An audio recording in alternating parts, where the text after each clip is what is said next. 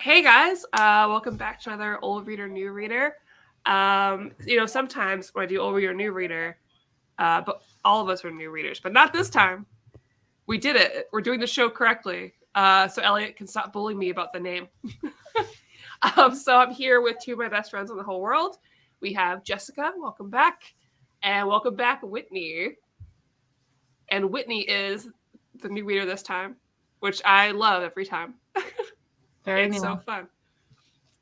So we read Greg Rucka's Wonder Woman. Now I do want to apologize that when I had Whitney read this and I reread this because I don't own the first trade. We read the first two trades. I did not look up the issue numbers for Hikatea, so we are not talking about Hikatea. My bad, my B. So we're talking about just mostly the Medusa stuff. So this is issues 195 to about 213 or so. Um, And don't worry, Jessica. I know you read ahead, and we read other stuff. Don't worry about spoiling. We can all talk about stuff. It's fine. Um, and yes, we will talk about the She-Hulk trailer later for sure. At the end of this, no question. Oh, Mark, you've got to read it. You'll love it. But this is definitely one of my favorite runs. I'm a huge Greg Rucka fan. This is where I started with Wonder Woman after being like, hey, I love the movie and I'm obsessed with her. What do I read? And Omar's like, here's Greg Rucka's. I said, okay. And then, the rest is history. So basically in this run, I can't tell you a lot about the before or after times because I've read enough DC to be like, here's the definitive history around this arc.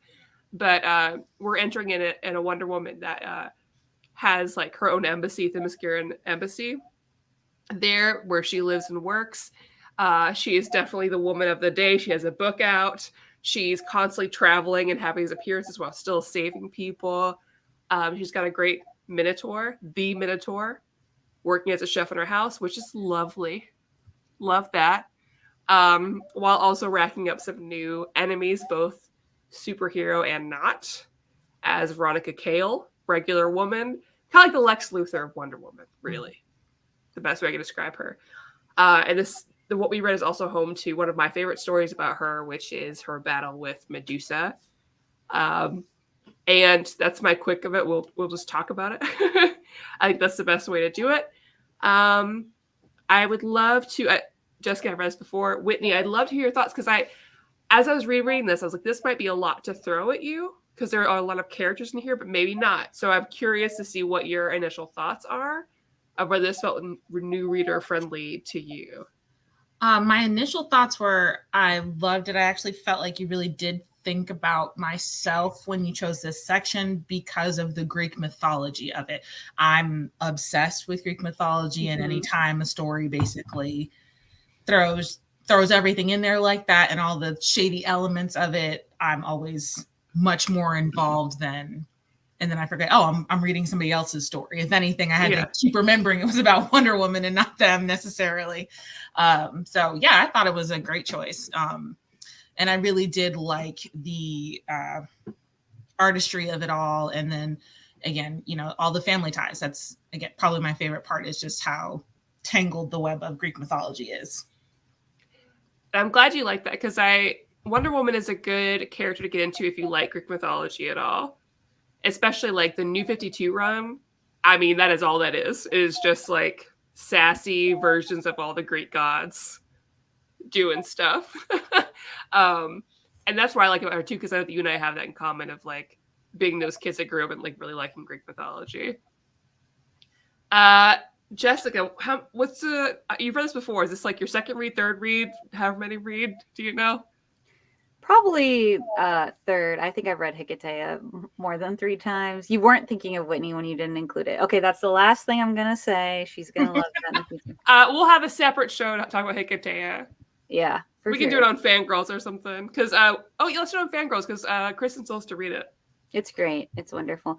This is my multiple times read. I really was trying to think, was this my first solo Wonder Woman read as well? And I do think that it was. And I had read some Rucka, his Batwoman. So I think that was like my in. I was like, oh, I've liked what this guy has done. And to this day, he's probably the male comic book writer I trust the most with writing female characters.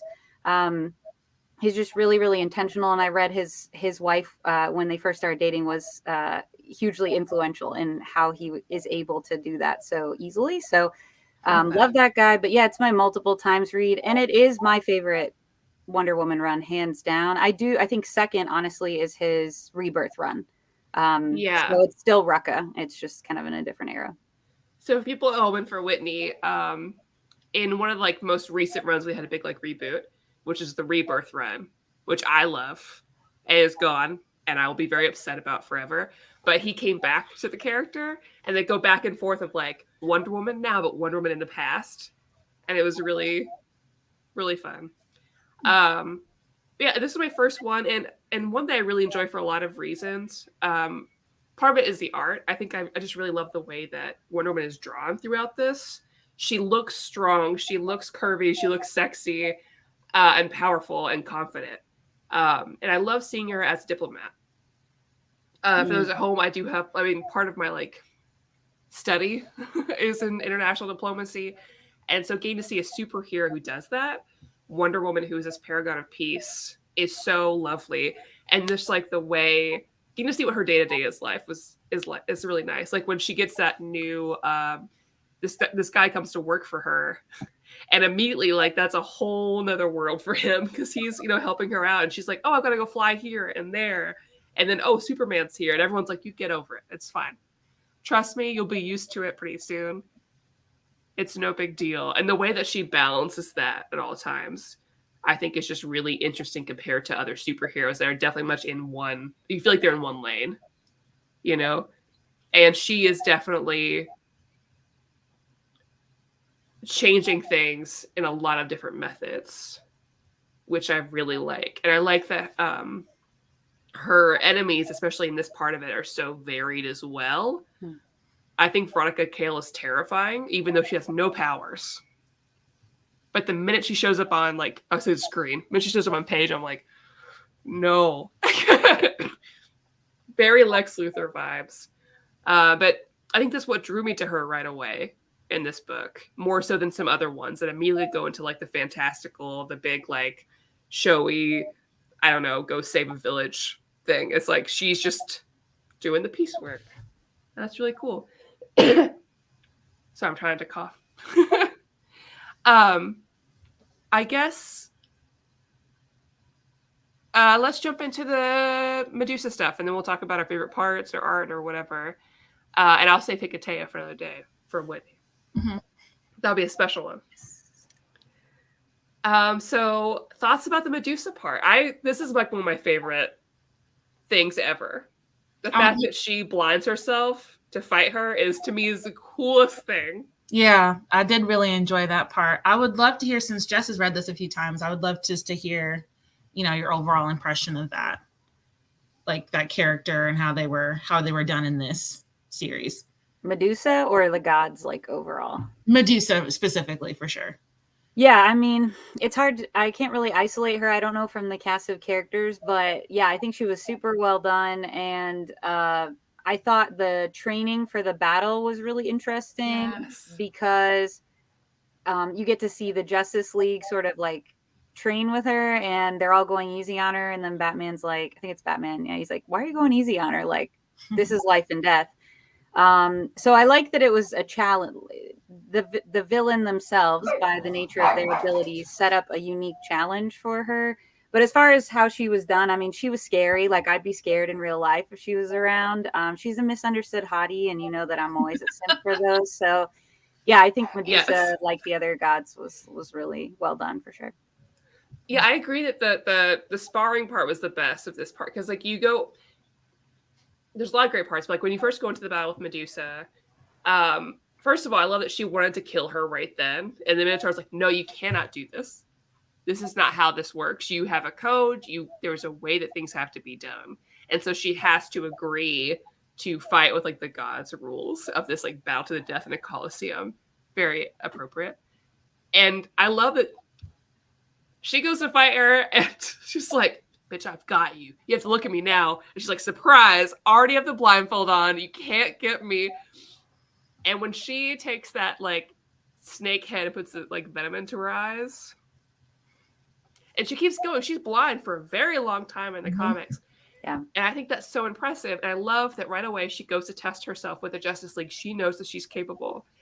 And even though she's able to do things that many of them can't do on a good day, they're still like, I don't know. You know, I'm not sure if you should be here. And, you know, she goes to Superman and she's like, what would they have even tested you if this was you? And like, oh, I would have already resigned. Yeah. As if Clark, and I love Superman. I love him. That's some bullshit. Like, she is a trained warrior who has absolutely proven herself in that arena. It's pissed. Oh, my pizza's here. Yay! Yeah, this run overall, I'm gonna bring up Hecate just one more time to No, just please say, do. It's fine. It's fine. without Hecate is spoiling perfect. anything. One thing Rucka does so well throughout this entire run is really define, and Maddie, you already started touching on this, how Wonder Woman is different because of the culture she grew up in. You see that in the controversy around her book, which I'm sure we'll talk about, and like how it's influencing people. But also in Hecate, you really see her moral approach is totally different. Her approach to morals, her approach to ethics is completely different than Batman's. And then here you get to see, somebody who's also kind of powered to an equal level. That's debatable, but you know, in Superman, and you get to see the difference. And that's what I think Rucka is so good at, is I really feel like you come away understanding more about that character herself. And I can't say that even about some of her other solo runs. I feel like she kind of gets put into whatever mold the writer wants. But here it's so clear by contrasting her to the others, especially in Hecate, but also here in these little moments as well. Absolutely. The complexity of her is so well done by Rucka. Let's go back and talk about that book, because I love that. Reflections. Yes. Also a great Mulan soundtrack banger. So you know what's funny? As soon as that whole thing started with like Jonah coming in hot and they were talking about her book and they were like, this is her cover, I was like, how did I know they were going to try and sell her as this like weird femme fatale thing and not this woman who's like, I'm trying to speak on what I've experienced and bring peace to others. And they're like, no, sex sells, sex. And I was like, no. I'm glad she said no. Obviously she's Wonder Woman. You're not going to tell her that you can't do that. But even when that's my favorite part, is her team as the ambassador. Even when she's not there, they're like, you're not going to disgrace Diana in any way, shape, or form. Because she'll whip out that lasso and you'll know what's coming. I love that there were issues with parents saying like, we don't want your books around our children. We don't want what you are teaching to be here. We want the mascara out. I was like, that's too real right now. Personally. That part was a little loud. But then challenge the people around her, even her loved ones, to think differently. And there are times when I'm reading like something she believes in or an approach she's taking, and I'm like, I don't know that I agree with that. But I think the way she presents it really does get in your head. So not that I don't believe in censorship, but I am like, can kind of see in the real world, if that happened, why parents would be like, don't let them read that, because her morals are different, or at least the way she approaches them is different than what we're sort of ingrained in American culture, at least. Go ahead, Whitney, though. You also started to talk, I think. Just to go off of that, like the portion where they were like protesting and then Keyes was murdered, not assassinated. He wasn't like a figure. He was murdered.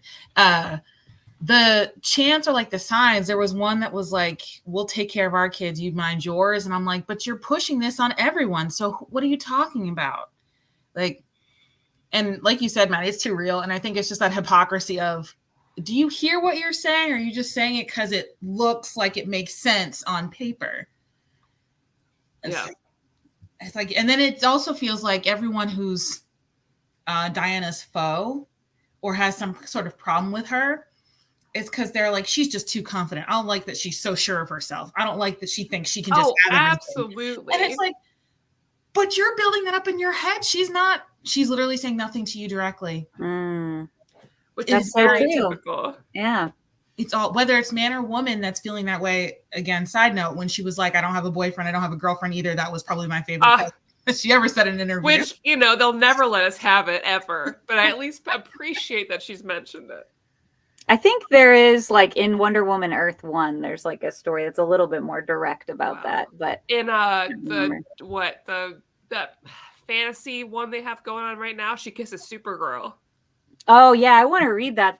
I do too for that. Me too. Yeah. Kristen's well, I want to here. read it in general. Kristen, my love, my angel. Hey. I asked in the chat if they wouldn't mind if I ate pizza. That's why. I support you. The majority do. Everyone's in support. I'll mute when I do. Anyways,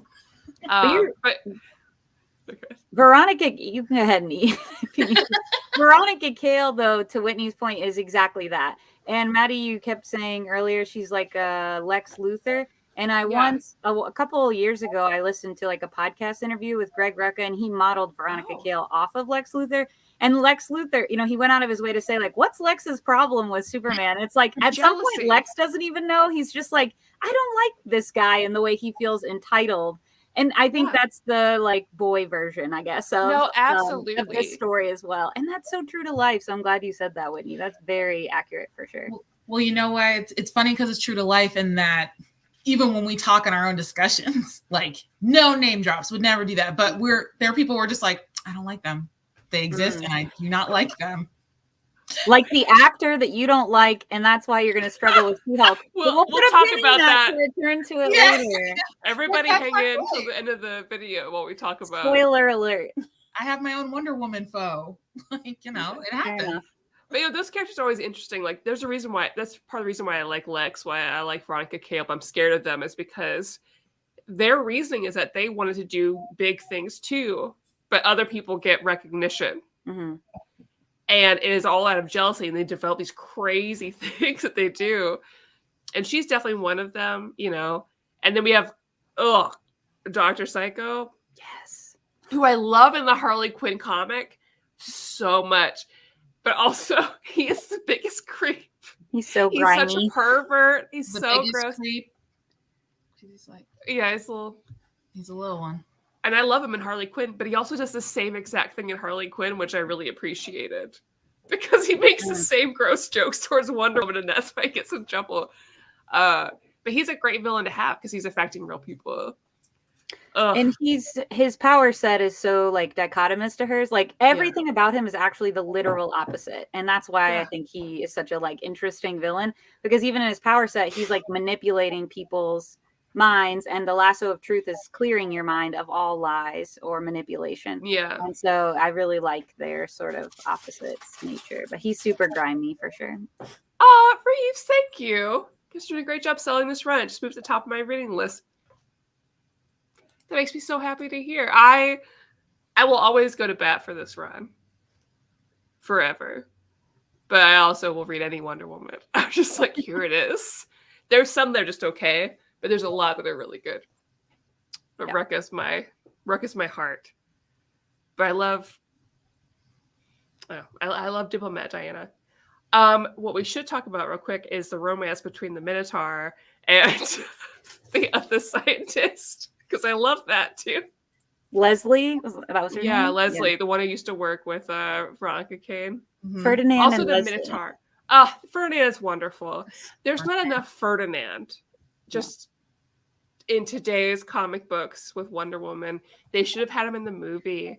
Maybe he could have saved Wonder Woman 88. Nothing could have saved that movie. Well, there's a couple things, but we won't go into it. But nothing we could have saved that movie. we can in the remarks, I feel. But they do another one. I think Ferdinand should be there. I just feel like that'd be great, personally. And I love that him and like the whole crew that Whitney was talking about that works with her at the embassy, and then also the cast of characters of the gods that they like modernize for the 2000s. That's another thing about this run that's just great. Is it just feels like a TV show. It feels like a lived-in universe. Everything's fleshed out. Everything was connected until the third volume, which we won't really go into because something kind of hijacks the plot. But we didn't read that, so that's okay. Yeah, there's a reason why I stopped. Yeah, because I knew that if we went to volume 3, Whitney, it would be over for you because something happened that happens to a lot of DC, well, big 2 comic books where there's a big event. Now, the big event's very good. It's a very interesting read. It derails her individual story. You would have been like, I don't understand what is happening here. Mm-hmm. So I was like, let's just make this easy on you. Comic Slayer said, I need to know what's on the pizza. Are you going to judge me? Because it is pineapple. Listen, I know I like pineapple on my pizza, and I'm having an anxious day, and I deserve it. Pineapple's respectable on the pizza. Yeah. I lived in Japan where I had also my host mom put like mandarin oranges and corn on the pizza. It's good. Corn, that's fine. Corn's good Corn, pizza. fruit, no. Outside of maybe a pie, no. At first, I thought Omar was in the chat asking me to eat pizza until I read it. That's why I put it there, just to make sure. I mute when I eat though, so it's fine. Rucka is my second favorite one behind Perez. I do have Perez, but I haven't read. I mean, they keep buying the hardcovers because they match the Rucka. I haven't read them though. And Whitney Perez, George Perez's run is very Greek mythology. Like, if you think there's Greek mythology in this is nothing compared to that. But it is so wordy. It takes forever. Like, I really love it, but it's like it's written in a different era when there was a lot more text and dialogue and internal dialogue on the page. So, like, even if it was the same length as like this trade here took me like, I don't know, an hour and a half or so, this would take like almost 3 hours with his amount of dialogue. And that's not a bad thing. It's just something to know when you're going into it. But they're totally right. It's very Greek mythology. I have to put as a side note, and this is definitely new reader of me, I still have to be reminded that different artists pick up a story or a story. Oh yeah, there's one issue that you're like, well, like even what we read. So when I was going through them online and I was seeing like, oh, so I guess this is the guy who does Wonder Woman. So I'm like reading through, and then the name changes to somebody else, and I go, oh, I guess this is the new guy. Okay, okay. So I have to remember in comics, it could be the same character, but it'll be a different person's artistry or writing or things that pushes the next portion forward. So, Sure.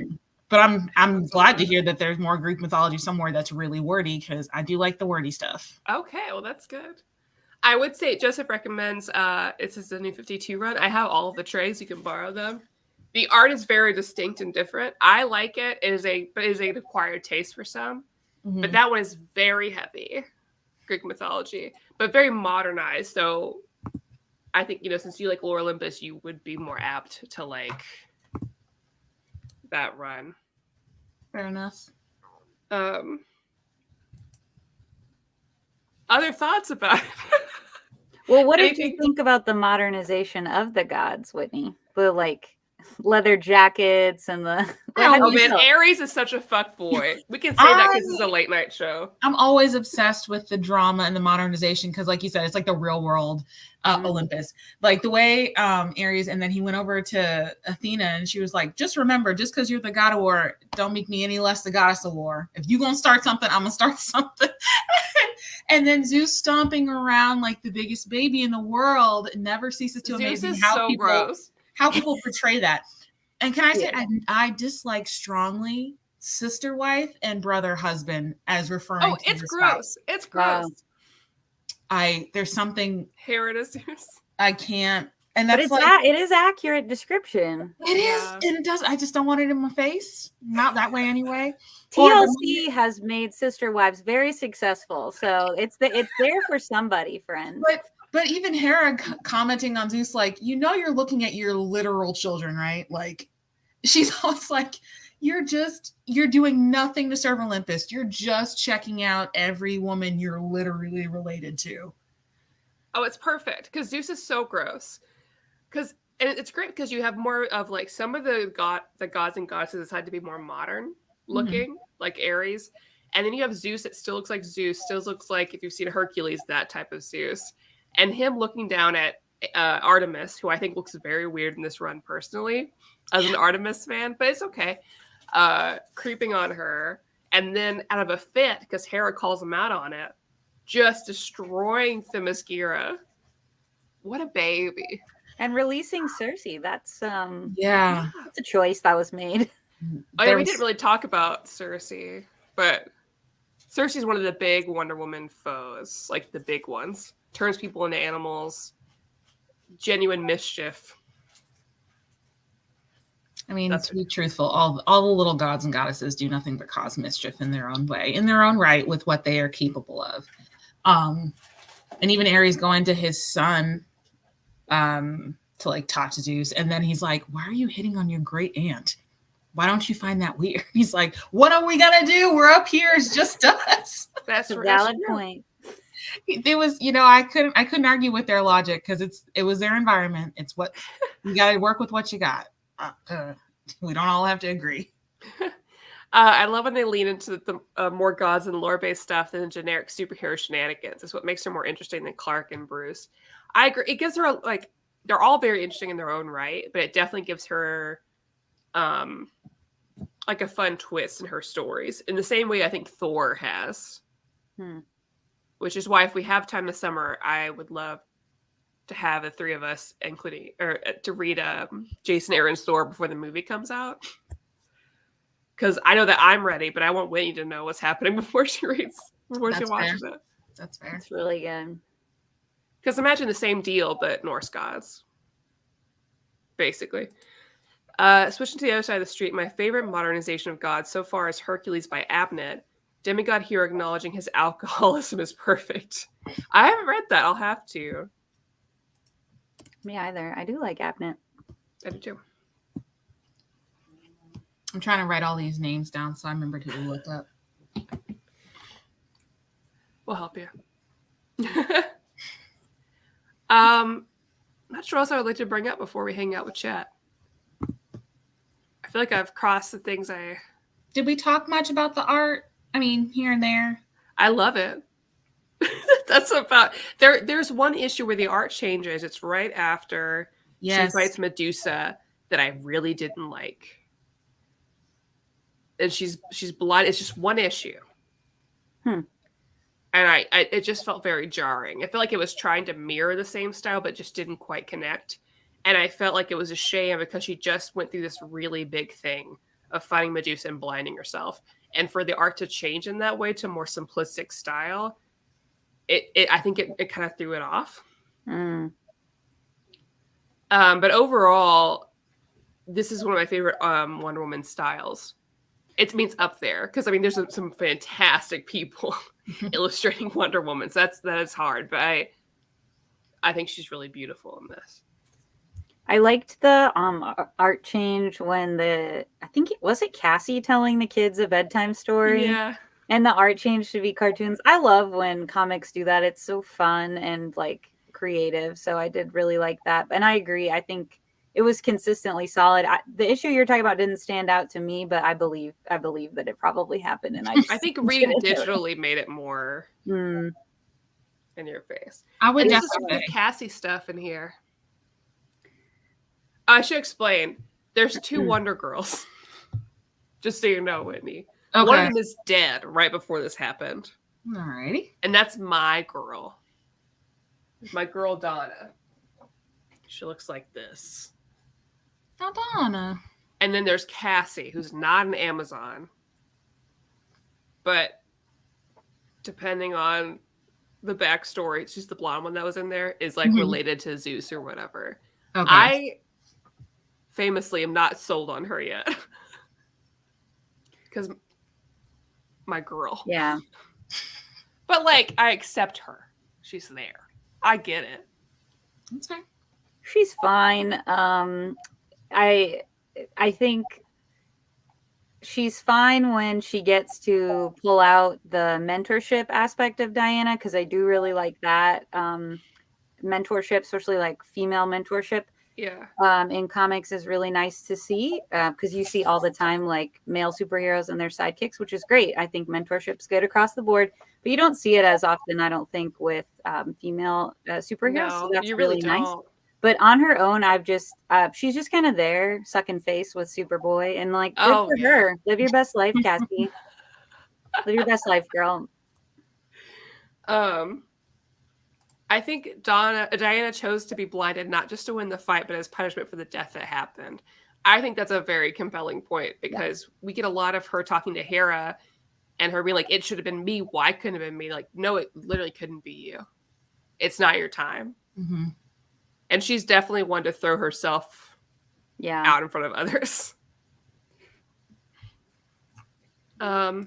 Joseph says, if you like mythology, you should try The Sandman. Maddie? I didn't love Sandman, but I loved one of the volumes I read later, because I read like the first two at first and it didn't hit me. But then I read a different one later and I really liked that one. I'm open to it and I'm going to watch the show. Me too. Yeah, I'm going to watch the show too, even though the comic wasn't really my favorite. But I do see why people appreciate it. And I do agree it's well done. And it's odd that I'm not in love with it because I love Neil Gaiman. I cannot stress enough how much I love Neil Gaiman as a creator overall. But it's just not really for me. But I think, Whitney, it's worth checking out just to see how you like the first volume, because they're right. There's a lot of mythology. I think Wicked and the Divine is really that is your jam. You. Yeah. Real quick, Roberto and Joe were recommending Lazarus. Yes. I don't know if I've read it or not, but you know what? I'll add to the list this year. Because even if I have read it, it's time to reread it, obviously, so we talk about it. Lazarus is really, really good and would be excellent if it was adapted for television. Like every most of Rucka's stuff. Yeah, most of Rucka's stuff. But yeah, I agree with Lazarus. It's great. Well, it's cool with you. I think we rate it and we chill with the chat. Okay. This was one of my favorites. I think if you include Hikatea, which I forgot to include, I give it like a 9 out of 10. Yeah, I'm a 10 out of 10. There's like nothing that I see that sticks out that I don't like. And I have I don't think I have any reservations when I recommend it, other than letting people know what happens in between volume 2 and 3 so that they are like aware. Oh, yeah. But I love the art. I love the story. I love the characterization. So this is a 10 out of 10. It's a top read for me. I was thinking the same thing, Jess. I don't know why in my head I was like, I feel like it's just a 9 out of 10, like something's missing. But I was like, I don't know what I think is missing. And whether I think it's like with this whole segment, I'm waiting for that one that's just like, oh my God, I could not put it down. This is incredible. That's what I'm going to give the 10. So it just kind of nestles safely between 9 and 10. The artwork I thought was really great. I loved the characterizations. I loved how they were introduced. I honestly liked how we came in following somebody who was new to the entire scene. So it felt like we were learning along with everyone else. And then obviously getting all sides of it. And then I really liked, again, just the type of the topics. So, the world. So now that I've learned it's the Mascara, if I'm saying that correctly, because I can only ever say, oh, they're Amazons, right? But it's not called Amazon. It's called something else. And I'm like, well, that depends now. Oh, no, you can't throw that in there. I have to stick with what I just learned. Amazon. I have to do with the one I just learned. So it's the Mascara. Can't change it yet. I'm so glad you liked it. Do you think you'd be more interested in reading more Wonder Woman now that you've read this? Yeah, I feel like I wonder if I would have felt differently about the movies had I read some of the comics before, because they're definitely grabbing me a lot more than the films, or even watching some of the not live action, but like even the shows and stuff ever did. I feel like there's something about the comic version of it that I'm like, oh, I want to delve deeper, more so than I feel like about other things. I would say a piece of media I highly recommend, and especially after you read Hikatea or before, it doesn't matter. Because Hikatea, like we talked about, it really revolves around the relationship and the differences between Batman and Wonder Woman. And there's a little bit of a chemistry of like, it's just a spark. There's a spark. I don't think Maddie is a fan of these two. I am, and that's because Justice League the animated series and that's fair. Justice League the animated series would recommend Whitney. I think it's on HBO Max now, so it's very accessible. But it holds up. Like legit, it's one of the best comic book properties. It gets you great familiarity with like Justice League Unlimited really gets you everybody. But and the dynamic. Gold. Sorry. Yes. the dynamic between Bruce and Diana there is like also really great. So I think her characterization in that series is my favorite, one of my favorite film or TV adaptations. And the first animated Wonder Woman movie that they did, I didn't like. Yeah, that one was good. The second one I don't think was good. I If I didn't remember like that. correctly. Yeah. Okay. First one's good. Justice League. She's my girl. She's so good in the comics. She's just so Yes, Freddie, the double date episode is still yes. perfect. You're correct, Freddie, as usual. Of course he is. Yeah. Daniel recommended the Simone run. Yeah, I do have the omnibus for that. Luckily, if there's anything Wonder Woman you want to read, I buy all of those. That's the one thing I'm like up to date. And I haven't read one yet that I didn't like. I mean, some of them might be just okay, but to me, that's still worth it. Mm-hmm. The embassy setup, I think, actually, so the run that comes before this, I think, is the Phil Jimenez run, which also has an omnibus. Mm-hmm. I don't know if it's out of print or anything, but that's also like pretty solid. I would put it maybe just below Simone for me. Mm-hmm. But that one sets up the embassy plot. So if you liked that part of it, it comes at the end and gives more explanation for the silver, whatever, I forget what she turns Silver into. Swan? Yeah. Oh, yeah. The that other, feels like, we didn't really talk about. Yeah, because it came from Jimenez's run. I was really scared to bring it up because I was like, I'm sure they know more. And I'm not gonna. No, I don't know much. I know she was in Amazon. Something happened. Like, that's not. Okay. Or was she Amazon? No. Oh, okay. Unless I'm misremembering, which is 1000% possible. But her mom is a professor who Diana meets. Oh, okay. I think she meets her in Jimenez's run. She may meet her prior to that. But I think the bulk of her story with her daughter. And Diana's really like a mentor to her daughter. And then something awful happens, which I won't spoil. And that's how she gets herself in the position she's in Rucka's run. So if you liked the setup of that, all comes from Jimenez, I'm pretty sure. Over your new reader, Golden Age Wonder Woman with telepathic dominatrix Diana win. On a wine night. That's going to be a wine. Have you guys seen, and people in the chat, have you all seen the Professor Larson, The Wonder Women? Yeah, it's great. It's a good movie. Oh, Whitney. Yeah, I know, it's on the list. It's right there. We can watch it together. That's I like, want to see the list, Whitney. I want to see the list. That's a good, like, you watch Secretary, and then you can watch Professor Larson, The Wonder Woman. It's the same vibe. I know you said that. But I can't rewatch The Secretary again yet because I'm doing a little PowerPoint like thesis story on that and 2 other films. The decline basically of what Secretary represents and what people think it is now. Man, throw some Sunstone in there.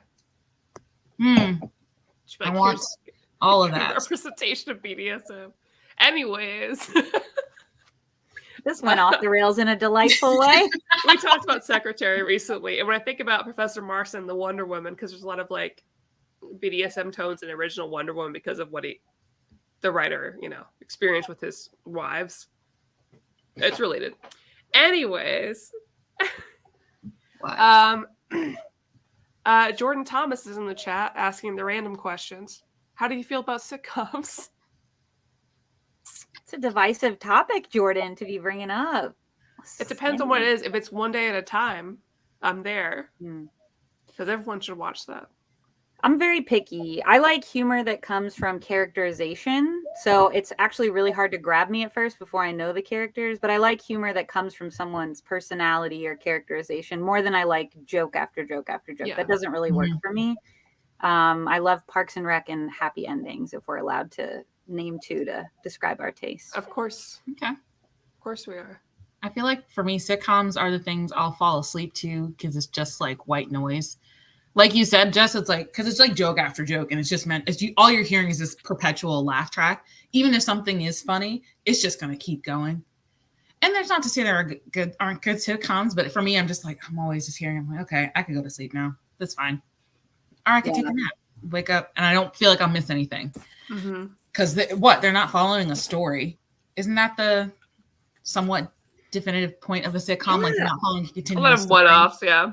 I was gonna say, I would say, I don't know why I believe this, but all sitcoms are comedies, but not all comedies are sitcoms. Yeah. Maybe Yes, is I've definitely right? heard that. Because I love like Ted Lasso, for example, is Uh, not all about the jokes at all. I would describe it as a comedy.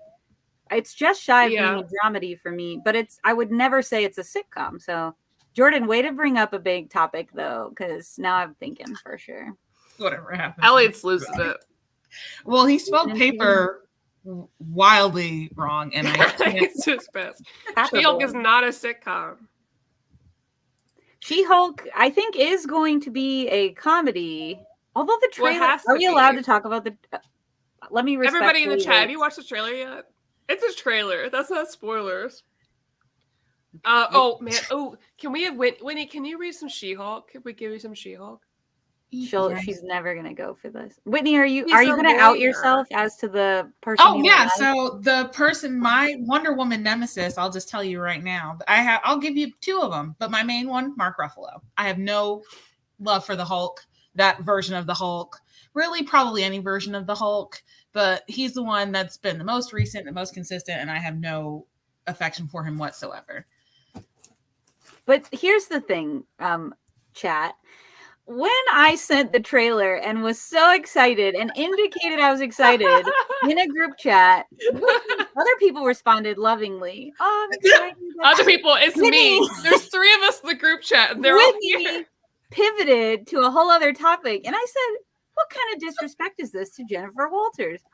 And she's like, "To be honest, I'm not into She-Hulk," which was weird for me because I'm like, "Have you been exposed to She-Hulk and not by us?" We're gonna show you. She's a goddess. But then she's like, "I don't like the Hulk. I don't like Mark Ruffalo," or something like that. Which, thank you so much for feeling comfortable enough to share that. Apparently, I have no problem with And that. then she immediately drags you. But I was like, you know what? You can't help the family you're born into. Like, you don't see me going around reading tons of Hulk comics. No shade to Hulk. It's not, he's in stuff. He's fine. But that's not the point. The point is She-Hulk. And you shouldn't let her be defined by your experience with Mark Ruffalo. I just don't think that's fair. Yeah, what Elliot said. He does really Ruffalo your feathers. He does. But I mean, to be fair, I want to say my list is probably, it used to be a top 5, probably a top 10 by now. Okay, so other people have gotten in there. Yeah. Listen, we're gonna, in July, we'll say July, we'll pick a She-Hulk book for the 3 of us to read. And it's going to be Dan Slott, knock on wood, somewhere. I love her so much. Let's do it. Nice that you give her the She-Hulk trailer ends. And honestly, I'm not against how 3D she is the whole time. I was worried about it at first, but I think with like TV, I mean, what you can do with TV, it's fine. I'm just glad she's green.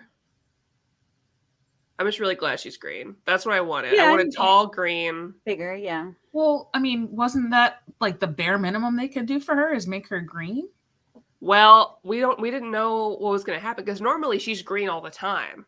Okay. Well, yeah. I mean, in the newer runs, anyways.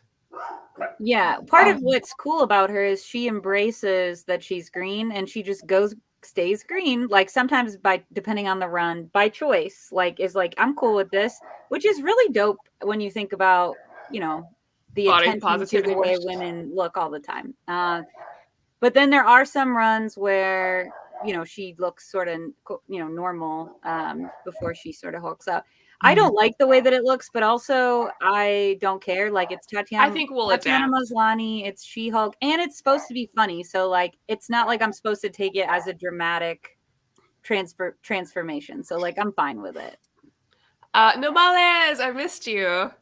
Hello from France. What do you think of the run of Greg Rucka on Wonder Woman in the DC Rebirth era? I loved it. Yeah, personally. 10 out of 10. 10 out of 10. I'm a big fan of those. Of course, I love Rebirth for most of them. Yeah, that reminds me, Whitney, I have some stuff I wanted to send to you. Oh, yay, thank you. I did finish reading all the other stuff some time ago, and I send me your stuff so I have your address again so I can send a thank you for those before. They were lovely. They did very well for my summer vacation last year. Just kept popping out. Getting to read. What was it? Firefly was my fave. Yeah. Have you picked up Wonder Woman Historia? I haven't yet. I missed the first issue. So I think I'm going to have to just wait until the trade comes out. But I'm really excited about it. Also, I am on my pull list right now, my local comic book store. It's all the Nubia stuff is on pull because she's everywhere and beautiful and muscular. And what a blessing. It is the year of the Amazons because we have an Amazon event right now, Trial of the Amazons. We have Queen Nubia, big deal. Wonder Girl did get canceled, which is sad, but she's still around. She's still beautiful, still Brazilian. And Donna Troy is in the crossover. So that's what matters. Oh, I didn't know that. I was worried because they weren't showing her right away. No. She is there. And so is Artemis, and she looks like regular Artemis again and not some like weird, super skinny version that was in Red Hood. So I did really like her in Red Hood though, in the Outlaws. Well, yeah. I mean, if you're gonna buy the run, buy it secondhand, please. Don't support the person who made it, but it's so good though. But don't support him. Or just read it on DC, whatever it's called now. Infinite Universe. We don't know. They keep changing it. Yara Floor's getting complete collection. Okay. She's so beautiful. I want to cosplay her so bad. Oh, Gabriel said, thank you, Gabriel. The professor and her daughter. Really wish I could remember their actual names. Stephanie, maybe is the child's name. That started in George Perez's run, not Jimenez. So they go way back then. Thank you, Gabriel, for that correction. I should stop trying to eat pizza while I'm doing this show. You know who would make a good cosplay is do you just say her name is Io, the like blacksmith from Them Scared? Oh yeah, Io. Mm-hmm. I was like, if I could get it together in just the like thing in pants, yes. Listen, if anyone wants an Amazon cosplay group at any time, I will make it happen. I've got like 3 Donna Troy cosplays in the next room, and I still got to cosplay Wonder Woman at some point. Gladly. Anytime. We definitely can't have any of us cosplaying Nubia because I remember when we did the show on Nubia and it was a cluster because people were so mad. Do you remember that, Wendy? That's what I was about to ask because we did that was the one, right? That was like... Yeah, it's the graphic novel, the kids' graphic novel that people really got and up in arms about. But now Nubia, the actual character in like the regular stuff, is back in like a big way, which is very exciting. I mean, she has her own series. It's pretty pumped. Questionable CGI for She-Hulk. Julia and Vanessa are their names. Thank you, Briar. Oh, thank you. Questionable CGI. I don't disagree, but I'm trying to keep my expectations low and realize that I will get used to it as it goes. Because I also thought there was questionable CGI in Doctor Strange. I'm not gonna spoil it. Very questionable. But there was some not great CGI in that movie. It's still too soon, still too recent since it came out, so I feel like we can't say so many things. Spoiler alert, there's some questionable CGI. Won't tell you who, when. It's there, though. Be warned. But man, listen, we are seeing Thor day 1. Yeah, I'm very excited about it. I have no problem with that at all. My body is so ready. I've got to have you read Thor before because that run is a 15 out of 10. I'm so excited to see Jane Foster. Ugh. And Taika Waititi already came out with an article saying it was good. I saw. Did you see that? Says that. He's like, I'm surprised it was really good. Says Taika Waititi about his own movie. Messy. Yeah, that's a movie I have really high hopes. I set my bar pretty low where I can, but I just cannot. It's so many of my favorite things all combined in one. When it comes to superhero or that kind of type of movie, I just put the bar at 0 and just say, work your way up. Wow. See, I can't now because all because of Mark Ruffalo. Yes. Scarred for life, Mark Ruffalo. Oh, I am scarred for life. Smash your expectations. See, and I like Hulk, but I like Hulk because of Planet Hulk or World War Hulk. Yeah, and All it somebody takes is one recommended book. Immortal. Someone recommended Immortal Hulk, and I agree with them. I forgot I had read that, so I guess Oh, I I had heard read that's some really solo. good. Yeah, I need to read that. As a non-heterosexual they gay, Natalie Portman's biceps do things to me. Love. Yeah, I get it. the biceps span the Kinsey scale. It doesn't matter where you land; those biceps appeal to you. I just think that's an indisputable fact. I hope so. And that's why I hope that She-Hulk is just jacked throughout. I think that's the one thing missing in the Wonder Woman movies is that, and I still loved it. Obviously, the movies made me love her and get into it, and now I'm Wonder Maddie. It's all because of the movie. However, I believe that Wonder Woman should be jacked. That's my Wonder Woman. Everybody can have their own. I just feel like there should be a lot of muscles on her. Agreed. That's just me. Immortal Hulk is really good. I love Aaron's run. That starts very horror-y too.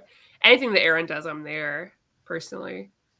There's a big old spoiler alert. I mean, it's been forever, so I don't really blame you. But Whitney, close your eyes. She can know. Okay. I don't think it matters. She kills a dude. Well, she kills Maxwell Lord. Remember from the movie? And the second one, Maxwell Lord, he's like actual Maxwell Lord, unlike the movie. Oh yeah, and he's gross. Control people's minds, kind of the same way Dr. Psycho, but he doesn't put himself in there. But he can control them. Mm-hmm. He does that to Superman. Everyone's like, "Oh no, what are we gonna do?" And Wonder Woman kills the dude, and everyone's pissed. They're like, "Why could you do that?" She's like, "What else am I gonna do?" Oh. So yeah, that happens. Just wait for it. I think it's great. Yeah, that's fine. No did you guys read the Flash issue? I did not have her read the Flash issue. No. Yes, I loved it. I read it. Because it's Wally, and I love Wally. I love Wally. Oh, and I think Zoom is so interesting. Yeah. Thanks. Don't worry. As you make your way through DC Comics, you're gonna find people that you're like, I don't care about them. And then you read one, you're like, oh no.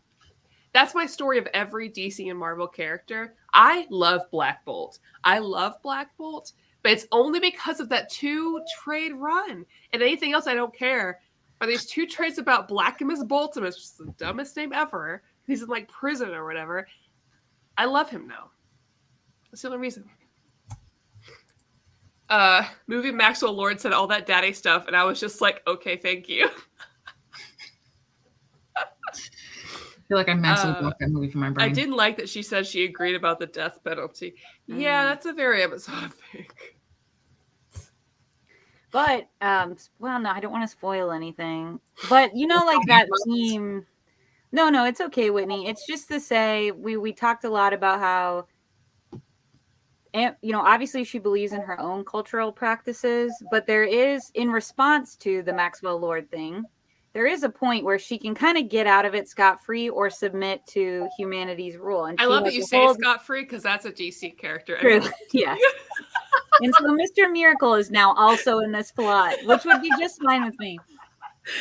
No, but she can get away with it. She gets the opportunity to get an out, and I won't tell you what she chooses, but she does bring up the point, like, but this is their rules here. And so, like, there's a lot of conversation, which is also a very Superman, thing. Although Superman was raised here, so he probably has a little more of that cultural context. But she does think about that, like, respecting what is true here. So it's interesting at least to think about and hear those conversations.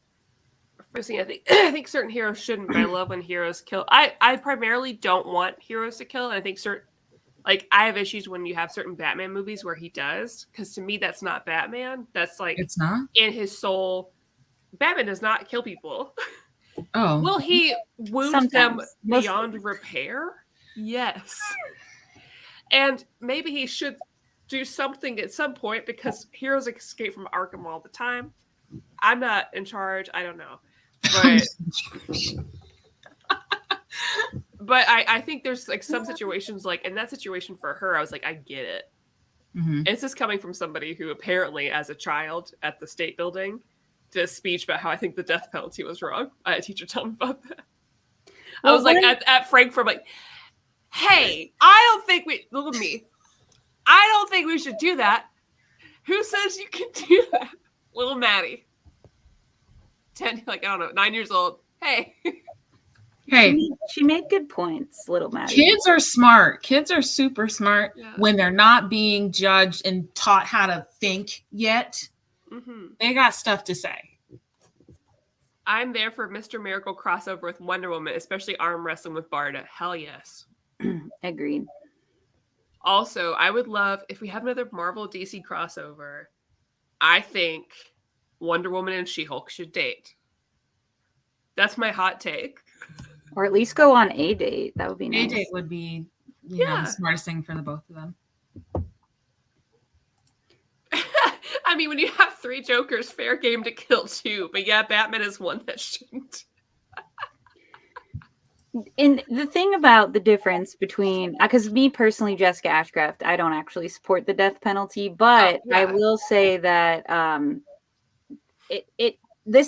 I don't support a lot of things in this world, and then in comics, I think differently because there are superpowered individuals who cannot like match. You know what I mean? Like, so I think you have to be mindful of that you're not dealing with like just human beings. You're dealing with the others. I still don't always agree with it. And I like what Maddie said, because I'd rather my heroes not kill, because the whole point to me of having a superhero or hero is having an ideal to live up to, knowing that we never really will.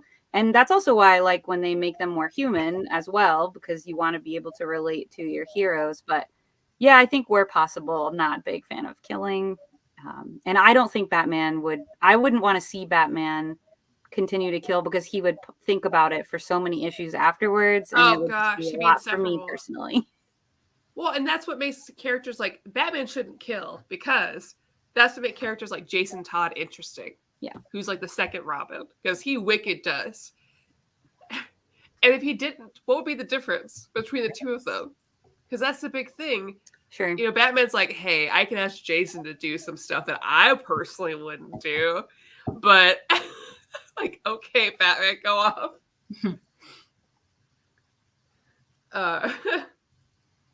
Maybe instead of funding a stupid vigilante hobby that gets kids murdered, he should use that $1 billion bank account to get some better security for Arkham. That. I don't know how they secure Arkham. I have no idea why it doesn't work.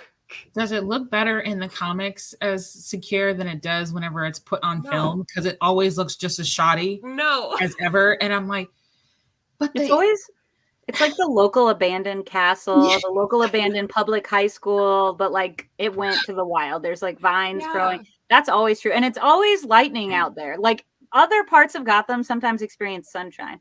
But every time Gotham is shown, it's like there's like a cloud over it constantly with lightning and thunder, just to set the mood. Well, and now we know that Gotham is like New Jersey, which makes me laugh. What? Yeah, Gotham is supposed to be like, because a lot of these cities like mirror or like are kind of the same locations as regular cities. And I'm pretty sure I read somewhere, somebody can correct me if I'm wrong, that Gotham would be New Jersey, which I think is hilarious. Interesting. I always like thought of it as New York City, but I don't know. Well, I think of everything that's in New York as New York City. If it's all dark and gloomy, it's New York. It's definitely the East Coast. It can never be the West Coast. Dang. Listen, the little town I grew up in New York was not New York City. I can tell you it was far from New York City. 110%. For sure. Oh, man. JLA talks all about how he hates to kill people, even though he kills Joker. He goes into a deep depression. Yeah, I mean, and I think that's what that's why stories like Injustice are cool to have, because you can see what would happen if these characters did. Like, you know, you see them really go off the rails, where like Superman kills like Lois and stuff because like he thinks there's somebody else by accident and goes insane. Gotham feels more like Chicago personally to me. Dang, what a shade on Chicago that's. Hey, I love Chicago. I lived in Chicago, but now I can see the relation. I have no interest that much in either city other than to like check it out to say I've seen it with my own eyes and then bop out. I'll take you to the Bean. and show you some pizza. What? That's what it's called. Oh, all right. That's what the big silver thing is. It's the bean. I don't want to start a war, but Chicago style pizza is nasty. Is Not that trying to deep start a dish? war. I'm not trying to start a war, people in the comments, but Is that deep dish where it's like It's sauce on deep top? dish. it's Yeah. so much sauce. It's too much. I mean, it's too hefty. saucy. It's too Joe's saucy. here. I'm waiting for Joe to show That's up and be nice. like, "Let me tell you about New York pizza." He talked about it earlier. I think I saw. Yes, he gave a shout out to New York pizza. Frank earlier. Miller said Metropolis was New York during the day and Gotham was New York at night. That makes sense. Oh, I like that. There he is. It's not pizza, Jess. Deep dish is best. I love deep dish, personally. Not the Chicago kind, though. Jess's face is striking fear into my heart for what deep dish. I still think about the time they filmed Batman and Batgirl in Glasgow because they wanted Gotham to look like a busted dung heap. Well, it was. Listen, I was gonna say though, they did film a lot of the exterior shots for Batwoman, which is in Gotham, in Chicago, and they intentionally did that so that it would look different than where they film everything else. Well, where they filmed past tense because it was the Red Wedding at the CW and everything's canceled, but where they filmed in Vancouver, they wanted it to look distinctly different, and I think they achieved that. And I did like Chicago as the exterior shots. I also kind of liked the emo Batman. What was that movie called? The Batman. The one that just came out. Yes. Just Is it called The Batman? I thought it looked good. As far as called The Gotham Batman. looked good. But it did look like Europe. Like it looked good. I totally agree. But I was like, we're in Europe, and I don't see Batman as being from Europe. I find it really ironic whenever there's an American setting film and they'll pick almost every other location before they're like, oh crap, I gotta go back to the OG spot because we named it. When are they gonna set like one of these DC movies or heroes in like small town Kentucky? Where's those heroes? You ever think about all these heroes are like hanging out in big cities, and big stuff happens in big cities. What happens to small ones? That's where they go when they've made a grave mistake and they're leaving like the boys. Behind. When they leave that life behind, they move to a small town that nobody knows. I always thought of Central City for the Flash as being like a Louisville or like an Indianapolis. Like we're kind of in the Midwest, but we're in a city. Like that's the vibe I always got of Central City. But that's just me. And that's just me. Maybe. I like that. I miss the Flash. Speaking of the Batman, can we talk about the tie-in comic that made Bruce buy what? I haven't heard about that. Emo Batman would have been a great title, missed opportunity. It's true, Ryan. It's more basically that's what he is. Well, that's why it's the. Oh, that's why Sam Alexander Nova is awesome. He's in a small town, Arizona. Oh, that's the little Nova, the kid Nova. Yeah, I've got to just let myself open up to him. I've got a prejudice against him because I love Richard Rider Nova, and I don't want to see any other Nova. And this little kid, I'm sure he's great, and I'm like, but he's not Richard Rider. Like, why am I pretentious about it? It doesn't matter. You're not pretentious. It's just you clung to this thing and then it's change, and change is hard for sure. Plus it's a big change because it's like a child. Yeah. I think it's called Batman. The night Twitter incels lost their minds. Listen, that might be the title for all I know. I really can't remember. I did see it in theaters. I paid money. It was fine. Zoe Kravitz was beautiful, start to finish. Believed her Catwoman. You haven't seen the Batman, right, Whitney, or have you? I haven't. It's on my HBO Max, but I have no desire to click and press play. Dang. I watched it at home, and I think that was the way to do it because I took a break halfway through and made cheddar bay biscuits, like from Red Lobster. And we got to talk about it throughout, and so I really enjoyed it, and I think that's why. But I think if I was in the theater, I don't think I would have enjoyed it as much because I needed to talk about it throughout. Yeah. It is and not have an intermission. It's not my least favorite Batman. It isn't. Wow. What's your least favorite? You think I'm gonna put my Batman opinions on the internet? Absolutely not. Jess, do you want mine unsolicited? Yeah, because you're gonna come under fire. You know how people go hard for their. I can tell you my favorite one is The Dark Knight. That's my favorite one. Well, that won't be my favorite one. My favorite one is Batman Returns. Michael Keaton is my Batman. Val Kilmer can suck an egg. I can't stand him. Batman Returns is really high up for me too because it's a great Christmas movie, and I love Yeah. things set at the holidays. You've got me. I don't love even it. care what the plot is. I love the No. holidays. Oh, fun fact, I saw Space Jam Legacy, the one with LeBron James, and because it was owned by Warner Brothers, they had all the characters. So you saw Penguin in the background. Oh, cool. Everyone is Team Whitney right now. But she didn't say her least favorite. Let's hear it, Whitney. What's your The least one with Val favorite? Kilmer. Yeah, she hates Val Kilmer. Oh, okay. No, That's he not a literally- controversial opinion, though. So it was Are really you sure? disappointing. Because I mean, I feel like I've said it before on this show, and some people were like indifferent to it.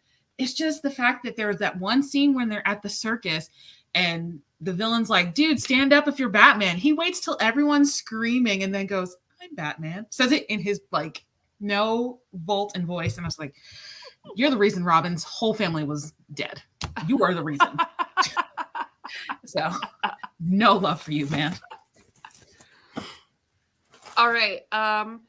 I really want to keep talking, but also I want to eat this pizza. So I think I'll have to wrap it up, even though I'm having a great time. But I knew I would hang out with you guys. Because I was feeling anxious before, and I was like, it's okay. I'm going to hang out with Jessica and Whitney, and all these people watch it from their computers or TVs or phones. I don't know where you're watching it from. So I feel better now. So thank you everybody for hanging out. Thank you, Jessica and Whitney, for being lovely human beings. My favorite people. I'll be back next week reading Zatanna by Paul Dini. Paul Dini? Oh, that's exciting. And the last week will be a Patreon vote. I'm theming it Multiverse of Madness, so it's like I need to put it up there. But it's 2 different Doctor Stranges. One is Jason Aaron. I forgot the other one. I think it's Doctor Strange Season 1. Scarlet Witch and Vision, and then one of the I wasn't flipping you off, that's my 4th finger. American Chavez, but not like the first American Chavez, because I didn't like that run. It's a different one. Oh, James is right. I will be live this Thursday on Near Mint Collective. Thank you, James. You remember. Getting your plugs in. Bless you. Thank you. Thank you all so much for hanging out. I hope you have a good night. We will catch you later.